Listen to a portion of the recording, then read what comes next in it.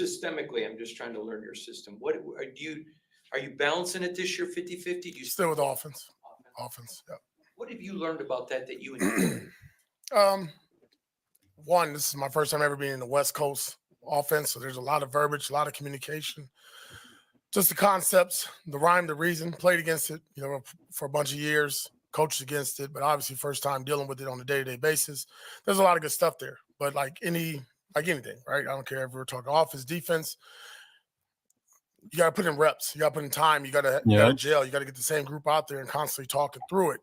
And I think Luke is doing a good job of it, right? I thought, even last week, regardless of the outcome, that game plan we had worked on for quite a bit of time. Now, execution didn't show up, and that's what we got to get better at. Oh. How much do you think that the offense will take that step 1 week to the next, since it's kind of working out the kinks still? I think every coach in the NFL talks about week 1 and week 2. You really want to see that jump. And I think for us, that's something we harped on all week, not just offensively, but the entire team, staff, coaching staff, myself as well, just making that improvement from week to week. You always talk about, not trying to simplify things, not trying to overcoach your guys. With that being said, how much emphasis do you put on just making sure your best players get the ball no matter what the play is? Yeah, player ran business. I've always said that. Yep.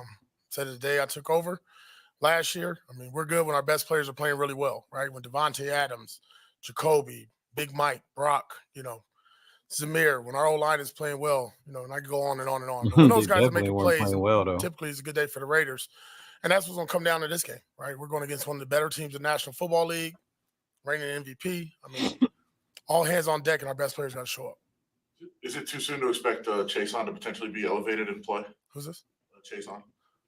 We'll see. I mean, 2 days in here, he's looked good though. He's looked good so far. Just getting used to our system scheme, making sure he's in shape, ready to go. Don't want to put somebody out there if they're not, physically ready to do it or mentally. All right. I'd like to talk to you about the mindset of your team. The offensive line this week, they use the word they're pissed, they're mad.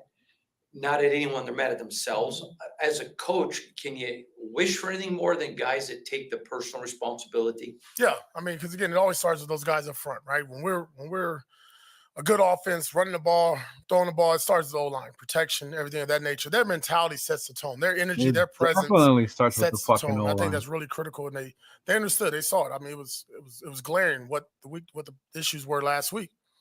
And you sit there and you watch it, and you walk out that game with a loss, and you're like, why?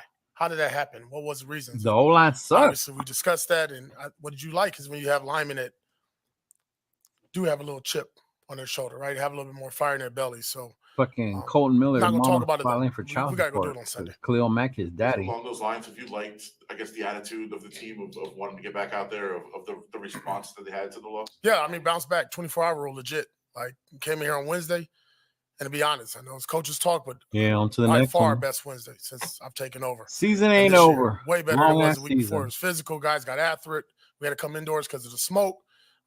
But it was a lot of energy, the effort, the finish, the physicality, everything we want in a padded practice. So it's kind of a broader question. I don't know if you watched the game last night. Tua suffered another concussion. When you have players, not every player is different, but when somebody has a history of concussions, do you handle that any differently as a head coach? I'll be honest, I'll just tell them to retire. It's not worth it. It's not worth it to play the game. I haven't witnessed anything like I've seen that's happened to him 3 times. 4. Scary. You can see right away the players' faces on the field. Yeah. You can see the sense of urgency from everybody to get Tua help. I just think at some point, he's going to live longer and he's going to play football. Take care of your family. AP, obviously you haven't played Lamar, but you played Michael. And as that Mike backer, how important is it Sunday for gap integrity with your defensive line? Yeah, we got to remind him each and every play. It's going to come from the headset from PG, myself on the sideline, and then Robert Spillane has to do a really good job each and every play, emphasizing I ain't worried about Spillane. I'm worried about what we need Diablo. to do, gap integrity, scheme-wise, our concepts. It's going to change. You can't give them the same picture every time, obviously. But just very cliched. You got to do your job, man. Like, Spillane gonna do this ain't a his game thing, where you run man. around the quarterback 10, 15 yards up the field. That's going to be bad ball. And we've talked about it. We talked about cage rushing, talked about gap integrity, pushing the pocket. I mean, there's a lot of success with Lamar at times when you do it the right way. Now you're dealing with an elite athlete, and he's going to make plays, and we got to understand that. And we got to move on, right? He's going to bust a run. He's done it every game of his career, but we can't let him break our backs doing it throughout the game. King Henry and They had Lamar. A good game last week, held Herbert to under 150 passing yards. How impressed were you with them, and what do you expect from them on Sunday? Oh, that was good. I mean, if you'd have told me you lost a game and he threw for under 150, I'd have told you you're lying. But For what I real. love to see, honestly, was one of the first 10 plays I think in the game with JB. With Bennett out there on the sideline, hell of a job playing the ball. I think that was a big confidence booster for him. We saw that in training camp, but to see it in the game, live action, kind of early on, it was really good. And you can see the energy and excitement from our secondary. But that group has been pretty steady and solid, right? We You obviously definitely saw there's the some plays in energy the from the secondary from our defense safeties we out there want on the field. to I wish was we can there. have back. But that group throughout this offseason and training camp preseason has been pretty consistent. But it's going to be another big challenge, right? It's week to week. I mean, you got two guys here that really run down the field. The vertical threat is real this week. And then us tackling in space, right? Like I just said, Lamar's going to get out there. He's going to make a play or two. We got to get him on the ground.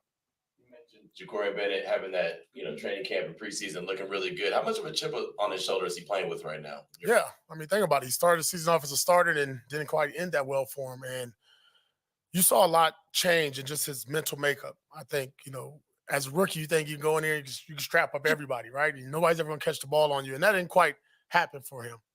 But what I saw is somebody each and every day work on ball drills, What up, footwork, Jimenez? What up, technique, Jose? have a short-term memory to play that position. They're going to catch the Watching ball. the You stop pressure. acting like you're not going to give up any catches. And I think for him as a young player, having a great offseason, and then again, like I said, that first play when he was challenged, stepping up, that's huge for his confidence going forward. Coach, if you had any update with Jackson Powers Johnson or with Tyree Wilson as well? I know he hasn't really practiced at all this week. Yeah, Tyree will be out, He's out. and then Jackson will be a game time decision. Game time for People that are JPJ. old enough Okay. like me to remember you playing, Amari Gainer reminds a lot of people, not the same game as you, but a lot of similarities, work ethic. Relax, Hondo. What does he have to do to play? I know he's got guys ahead of him, but to earn playing time.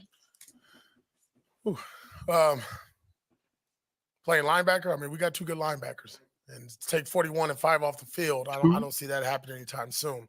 But I think it's really just finding a role for him, right? I think first and foremost, he's a special teams player now for us. He's a 4-core guy. Making an impact there is really important. That's going to help change the field for us. And I think as the season goes on, you'll see it. I mean, there's moments where, upstairs we're like, okay, we can do this with him. But at the same time, I always worry about throwing a rookie in the fire too soon. Yeah. And I think he needs to just get his feet underneath him, get grounded, get comfortable, make some plays on special teams, and then you'll see that translate on defense. On the topic of rookie linebackers, Tommy Eichenberg has been a full participant in practice so far. Can you just talk about, getting him back on the field and what his role could potentially turn into? Yeah, excited about him. He'll be up this week. We'll be rolling with Tommy, 4-core special teams guy. Again, just like I said, get his feet wet on special teams, let him go out there and make plays. Hasn't played football in about a month now. All right, so we need to get out there and get his legs underneath him and get used to contact. And no better way to do it than on special teams. You mentioned Gardner Minshew. Sometimes when the play's there, you got to just go make the play. And there was a couple that looked like he could have taken some shots. Has that been an emphasis this week of if it's there, take it, let it rip? When you say shots, you talking about vertical or? Or yeah, just there's a deeper shot, like 15, 20 yards. Listen, I'm all about it. We got Trey Tucker. I mean, we took one shot last week. Devontae wasn't good enough. Ball's out of bounds. But you saw in the preseason that's what we wanted to look like. And that needs to show up Saturday. Bro, see it in the season. You've addressed the fourth down decision several times this week, but just going forward, are you comfortable with where the communication is in terms of everybody being on the same page and discussing those kind of things in a quick manner and making the decision on the field? Yeah, we do that. We do that all the time. Nah, you didn't do it on Sunday. There were some plays you could have challenged, went for it. Come on, AP, be real.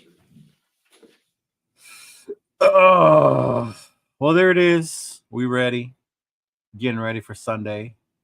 Yeah. I don't know, man. I'm confident. I'm gonna stay positive. We got the game coming up. Those of you that are in the LA area, come through East LA, XOXO Sushi Lounge. Me and the boy MC Raider, we're doing a live podcast from there. Doors open at 8:30. Come get your menudo.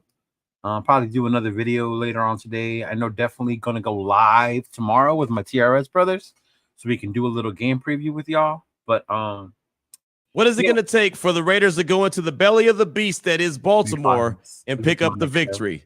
That plus more on Fridays. I'll be watching that every morning. I'll be watching Locked On. But anyway, peace out, y'all. Just do a quick little live reaction to the AP presser. He's still my dude. He's still my coach. The Raiders are still my team. Win, lose, or die, Raider Nation until I die. Win, lose, or tie, Raider Nation until I die. No jumping off of bridges here. No no going away, taking my microphone and going home. I will be there on Sunday, and I will be there the following, and I will be there next year. Ain't no selling my tickets around here, so let's just do it. All right, Billy. Peace out. Peace out, y'all.